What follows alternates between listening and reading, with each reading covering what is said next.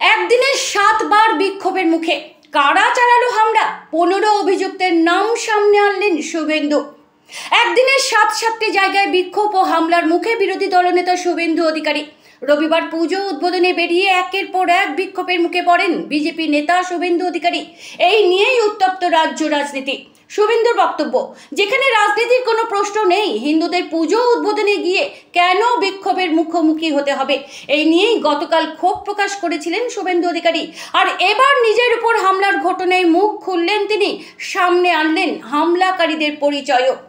X স্যান্ডেলে Suvendu লেখেন, গতকাল অর্থাৎ 19শে অক্টোবর 2025 তারিখে দক্ষিণ 24 পরগনা জেলার সুন্দরবন পুলিশ জেলার আওতাধীন এলাকায় আমার পূর্ব নির্ধারিত হিন্দু ধর্মীয় অনুষ্ঠান কর্মসূচি তথা কালী পুজো ও দীপাবলি উৎসবে যোগ দিতে যাওয়ার সময় একাধিক স্থানে দুষ্কৃতিকারীরা আমাকে আক্রমণ করে।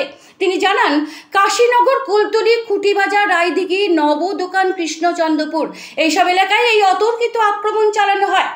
পুলিশের ভূমিকা, বিরোধী দলনেতার অভিযোগ, আমার সফরের বিস্তারিত সূচি আগে থেকেই সুন্দরবন পুলিশ জেলার পুলিশ সুপারকে জানানো হয়েছিল, কিন্তু পুলিশ শুধুমাত্র দায়িত্ব পালনে ব্যর্থ নয়, বরং দুষ্কৃতীদের জমায়েতে সাহায্য করেছে।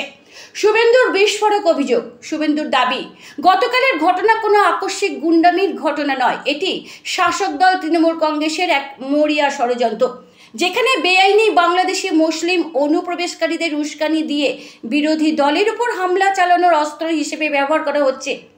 নিজের উপর হামলার ঘটনায় তিনি হাইকোর্টের নির্দেশের কথাও স্মরণ করিয়ে দিলেন।